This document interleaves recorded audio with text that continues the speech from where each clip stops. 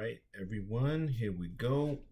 This week we're reading from $40 Million Slave, The Rise, Fall, and Redemption of the Black Athlete.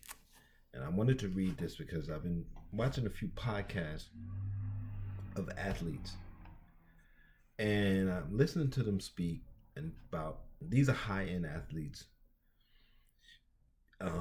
multi-millionaires. Guys worth 20, one should be worth like 30, 40 million. The other one's worth at least 100 million. Because he's younger. The younger one's basketball player. Um, and so I watched them talk and I watched them speak, and I've been watching people talk about their time in the league and relationships to owners and giving their opinions on things, and it dawns on me that they think because the owner's paying them more money than we understand. Because a typical black person never going to see. Typical black person may not even earn $1 million in their lifetime, right? Definitely not going to earn 50, $100 million in their lifetime, right? If you're lucky, you could buy a house that might be worth a little something. If you fix it up and if you keep it maintained, is it going to be worth $1 million? Maybe. If you were in a gentrified neighborhood like in Brooklyn and Manhattan, and the prices just went up to $1 million, $2 million, you had a brownstone, your parents had a brownstone and passed it on to you, and you was able to keep the liens off and the foreclosures off, sure. But that's such a rare thing. So these athletes think because they have all these millions and sports afforded them to do this and do, they don't realize that the owners are multi-billionaires, and anything they pay you, they're going to make 10 times more just off of you playing, your jerseys, whatever the case may be. So just because you're getting large sums of money relative to the rest of the population, definitely to the population of black people, it doesn't mean that you have any power. And I think some of these athletes don't understand what they are, what we all are. We're still in a plantation society, or at least we were until 2020. Now we're set adrift, and your bucks grinding your body down for white entertainment. That's basically what an athlete is to the owner. Not to the athlete, not to your family, sure. To your fans, it's a lot of white racist people that love black athletes, love black entertainers. So again, because you're entertaining them, you work for them. Even though you might make more money than even your typical white person, they still know you work for them. So when you go to arenas, I've heard NBA players, and they won't tell you what's being said, but they say, yeah, man, this place is racist, and that place, they screaming out stuff, and they're my home fan. They cheer me on, but they're screaming at the other black guy at the bench, and then they're calling him all kinds of names. So that's what we are. But that's what the athlete is. So I wanted to read this chapter, The Dilemma of Inclusion Without Power. And this doesn't just go for athletes. Anything I read here is going to go for us across the board. School teachers, principals. Most black people work for government. Hospital administrator, social services. Inclusion without power. Even the president of the United States that was black didn't really have the power to do anything. Couldn't even criticize racism. Had to apologize for that. Today there are two Negro organized leagues just as at the threshold of emergence as real financial factors. Organized Negro baseball is $1 million business. To kill it would be criminal, And that's just what the entry of their players into the American and National Leagues would do. Wendell Smith, 1943. So see, people were going to watch the black games way more excited than the white games. That's why it's whenever they include us in something, it's never to be humane, never to recognize us. Always, they're going to be making more. My junior season at Morgan State College began in Pittsburgh on September 12, 1970. For the third year in a row, we opened our season with Grambling. Yankee Stadium was being renovated, so the third annual Whitney Young Classic was played at Three Rivers Stadium, home of the Pittsburgh Steelers. Black college football was gearing up for another outstanding season.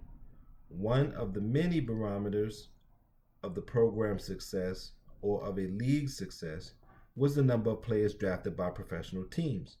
By this measure, the National Football League spring draft marked yet another stellar showing for the nation's historically black colleges and universities, or HBCUs. 135 athletes from 31 schools were drafted. And I know people who go into HBCUs. I was married to a woman who graduated from HBCU. What happens is white people go to HBCUs to fill their black quota. White companies incorporated, they go to the HBCUs, fill their black quota. Coincidentally, what they a lot of HBCUs and white colleges, what they do is they will bring in international students from Africa and the Caribbean, and then white people will come and get those people, because as one university professor said, one university president said, when we get people from the continent, they're less trouble. They don't make trouble, right? They don't do the politics and start making demands. So that's what happens. Not to take it out, we shouldn't take it out on other African people, but we should take it out on the college presidents and that class of people. But it is a game that they play. And no, we don't lack because we're lazy. We lack because we know we stand up for ourselves, or at least we used to. Last 30, 40 years, we just like everybody else. We don't stand up for nothing either. So they could actually bring us in because we're not going to cause that much trouble. Two players, Kenny Burroughs from Texas Southern and Ray Chester from Morgan, were first-round picks. A number of schools had multiple draftees. Grambling had 8 players drafted, bringing to 17 the number of Grambling players drafted over 2 years. Tennessee State had 5 draftees, 12 in 2 years. Johnson C. Smith University in North Carolina had 4, followed by 3 Morgan players: Ray Chester by Oakland, Mark Washington by Dallas, and George Knox by the Jets. I'm surprised the Jets are such a racist organization. The New York Jets and Giants, there have been a strong HBCU presence in the recently played Super Bowl III as well, where the New York Jets pulled off a stunning upset of the Baltimore Colts in 1969. The Jets roster included Johnny Sample and Emerson Boozer from Maryland State, Winston Hill from Texas Southern, and Verlon Biggs from Jackson State. The Colts had Willie Richardson from Jackson State. The HBCU influence on pro football came into full focus when the National Football League announced its 75th anniversary team. Of the 48 players selected, 7, roughly 13%, were from HBCUs. 2 of them, Roosevelt Brown and Willie Lanier, were from Morgan. We didn't realize that September afternoon in 1970, but the world of black college football was about to undergo a dramatic and traumatic transformation.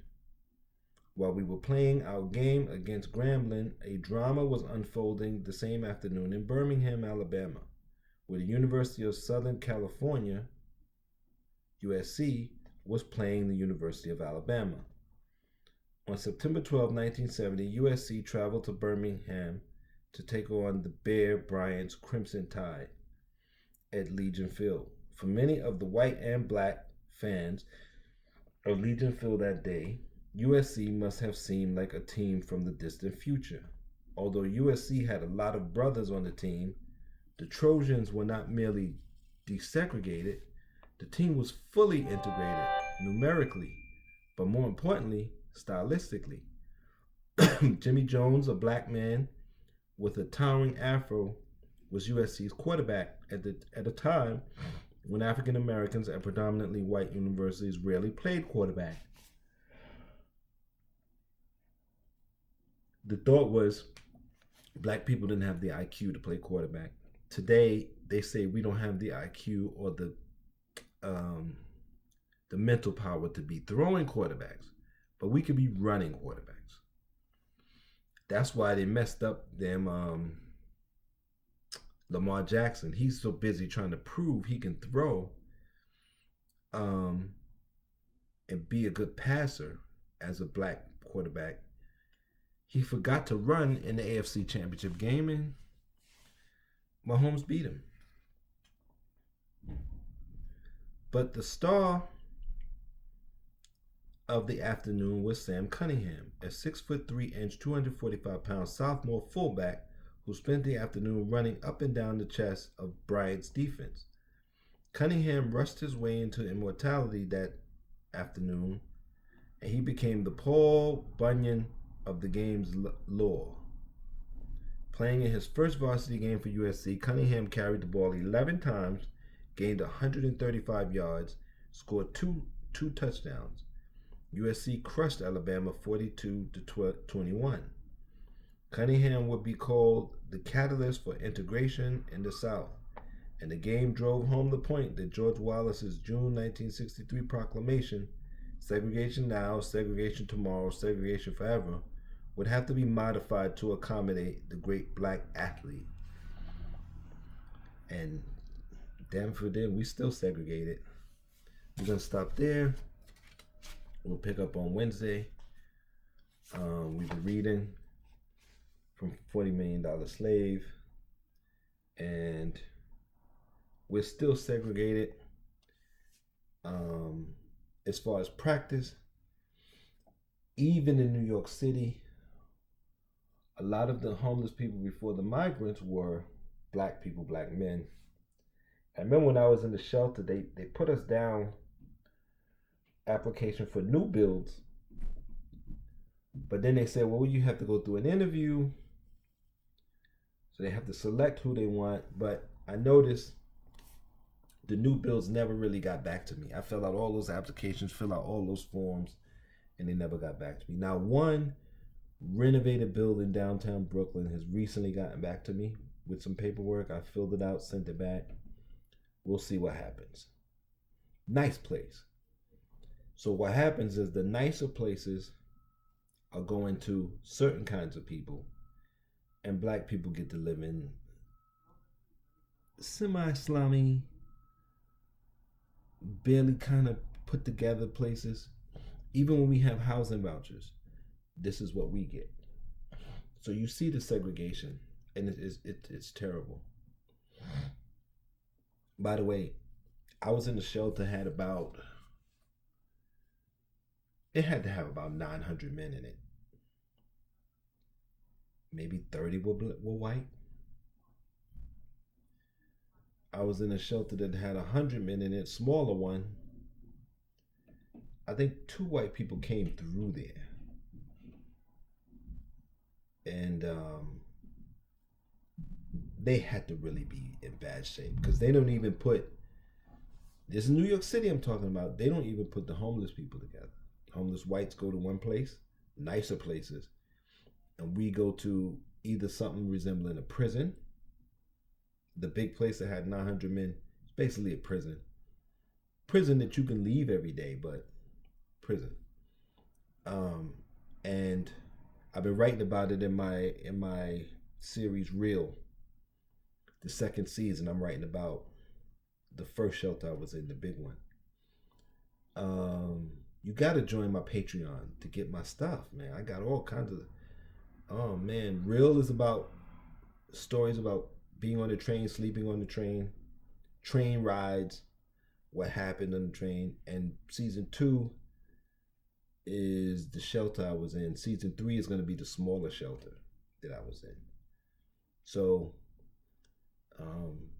patreon.com/Condescend Center, or you can buy the script at etsy.com. Read samples and buy the script at etsy.com/shop/Condescend Center. I'll see you for the next reading. $40 Million Slave. And until then, please take care and be safe.